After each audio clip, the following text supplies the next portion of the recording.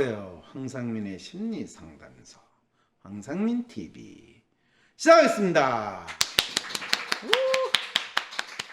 소소하게 치부해버리고 싶지만 알고 보면 엄청난 삶의 문제들, 여러분의 아픔을 들어주고 해결의 단서를 찾아주는 방송 황상민의 심리상담소.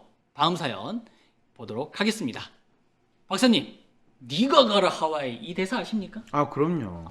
제가 이걸 보면서 아마 이 추미애 씨하고 윤석열 씨가 지금 서로 하는 게 지금 네가 가라 하와이가 아닌지 한번 생각해 본 것 같습니다. 왜 그게 추미애하고 윤석열이 싸우는 게 네가 가라 하와이라고 생각을 하세요? 서로는 서로의 지지자들을 데리고 야 네가 먼저 떠나, 네가 잘못했어, 네가 잘못해, 네가 떠나라. 근데 사실은 두 분이 절대적 공생관계예요. 서로 지지도도 오르고 얼마나 좋아요.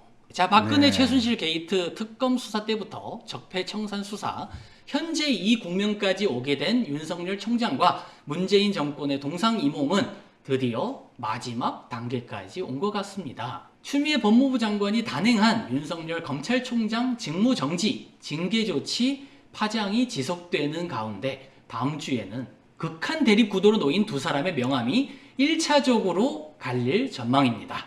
양측의 첫 승부는 직무배제 집행정지에 대한 법원의 판단입니다.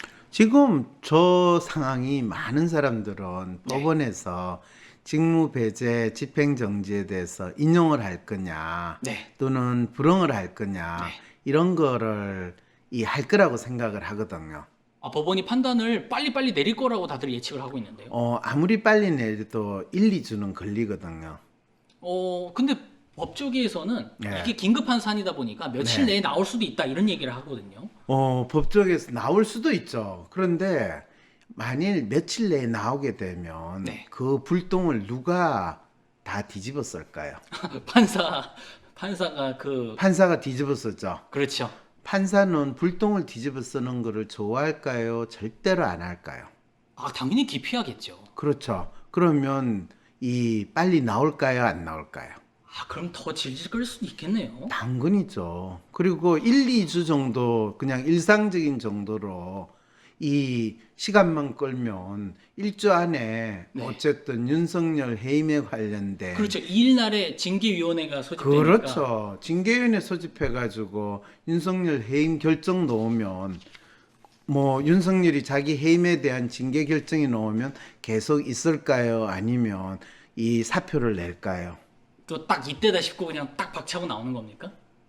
아니 나오는 겁니까? 내한테 물어보면 어때요? 그렇게 될 수도 있다는 거죠. 딱 나올 수 있는 거 아니에요? 이때다 싶고 그럴 수도 네가 날 있고요. 쫓아냈다 이 명분을 또 그렇죠. 얻을 수 있는 거 아니에요? 그렇죠. 서울행정법원 사부는 30일 오전 11시에 신문 기일을 진행할 예정입니다. 그래서 법원의 판단이 이 승부를 가를 거라는 관측이 많은데요. 꼭 그렇지 않을 수도 있겠습니다.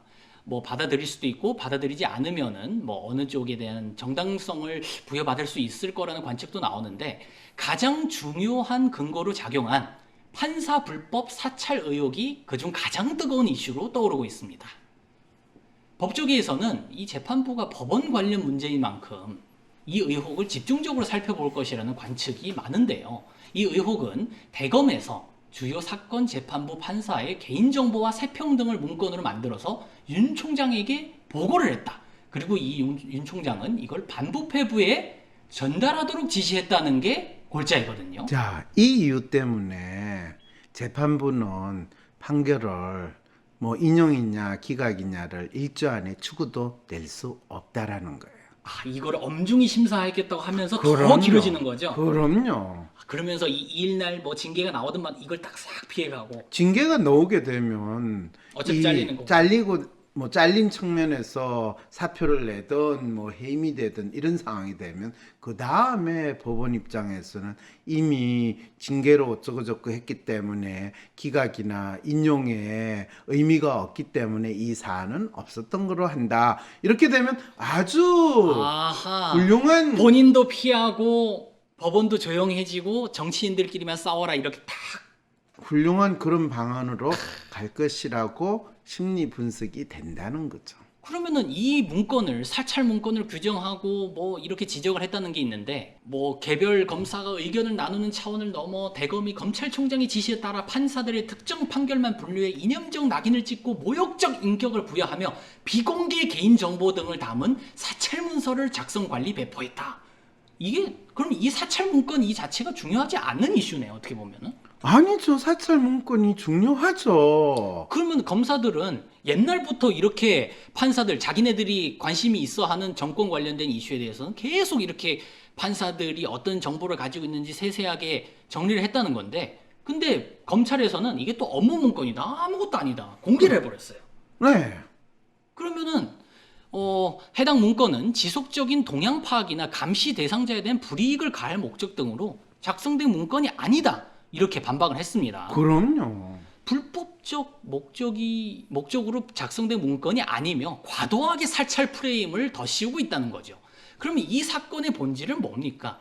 그럼요. 추윤대전을 키워가면서 정치적 영향력을 키워가는 추미애 장관도 검찰개혁에 도움이 안 된다고 보지만 검찰력을 과도 행사해서 판사들까지 일일이 사찰하고 뒷조사하는 이런 검찰의 민낯도 보게 돼요.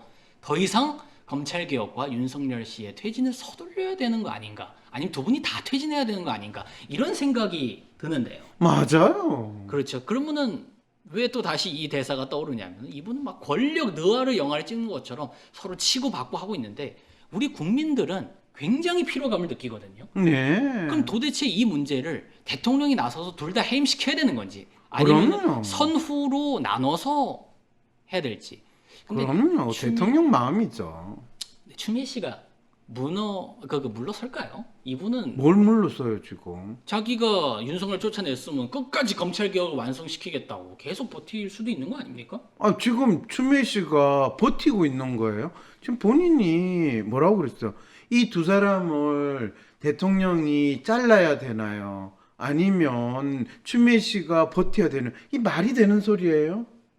대통령이 잘라야 되는데 대통령이 안 잘라고 있으니까 차라리 내한테 던져야 되는 질문은 왜 이 상황에서 문재인 대통령이 아무 말도 안 하고 아무 가만히 뜻- 있을까요? 아니 그럼 우리 쉽게 지금 국민들은 정치인들 아니면 대통령한테 빨리 끝내라고 요구를 해야 되는 겁니까? 당근이죠. 그렇죠. 이거 좀 볼썽사납다 보기 싫다 이렇게 요구를 하고 끝내야 되는 아니 거죠. 이미 요구를 하고 많이 있어요. 그 두 사람 시끄럽게 좀 싸우지 말라고 하든지 좀 정리 좀 하라는 이 열화 같은 국민의 목소리를 안 듣는 지금 문 대통령 기가 먹었냐? 라는 이야기를 해야 되는데 이 인간이 또 그거는 또 걱정이 돼가지고 아이고 근데 왜 이분은 왜 이렇게 조용한 거예요? 왜? 누구? 문 대통령 왜 조용한 거예요? 그냥 그 추미애 장관 보고 받을 때도 그대로 하시오 그냥 이렇게 하고 아무 말도 안 하고 있어요. 왜 이러시는 거예요? 본인이 판단을 할 수 없는 사안이니까 그렇죠. 아니 대통령이 본인이 판단 안 하시면 어떡합니까? 우리 대통령은 본인이 판단하는 거는 이 법에 맞지 않다고 이렇게 생각하시나? 그렇죠. 본인 변호사 출신이잖아요. 명목상으로 있는 법에 총장 임기가 정해져 있으니까 그거를 지켜줘야 된다고 생각해서 임기 말 때까지 잘해라고 했고 그 다음에 법무부 장관이 검찰총장을 뭐 자르든 징계를 하든 그거는 법무부 장관의 일이니까 하도록 하는 거고 법무부 장관은 상관이 아니다라고 해서 법무부 장관을 치받는 검찰총장이 있으면 그건 검찰총장의 이 역할인가 보다 이래서 지켜보고 있는 거죠. 2021년을 성공의 해로 만들고 싶은 분들을 위해 준비했습니다. 코로나로 폭망한 2020년은 보내고 2021년 인생의 성공을 만들고 싶다면 2021년 성공 프로젝트 캠프에서 황상민 박사님과 함께 개별 맞춤 새해 목표를 설정하고 실천 방안도 얻어가세요. 내년 새로운 도전이나 삶의 전환을 앞두신 분, 코로나로 인해 변화된 세상에서 진로가 고민이신 분, 새해가 걱정되고 계획을 세워도 작심삼일로 끝나시는 분, 그리고 이런 분들이라면 누구나 12월 19일 캠프에서 만나요. 이번 캠프에서는 황상민 박사님의 조언에 더해 참가한 모든 분들께 WPI 상담 코칭 전문가가 개별적으로 심도 깊게 WPI 프로파일을 해석해주고 황 박사님이 주신 솔루션에 대해 세부적인 코칭도 해드립니다. 심지어 엑스트라 옵션인 팔로우업 서비스를 추가 신청한 분들께는 캠프가 끝나고도 1, 2, 3월 매월 1회씩 총 3회 WPI 상담 코칭 전문가가 새해 계획과 실천에 대한 팔로우업 코칭도 해드립니다. 다가오는 12월 19일 2021년 성공 프로젝트 캠프에서 나에게 맞는 새해 목표를 설정하고 실천 방안도 받으셔서 성공적인 2021년을 만들어 보세요. 2021년은 당신의 성공이 시작되는 해가 될 것입니다. 신청 문의는 위즈덤 센터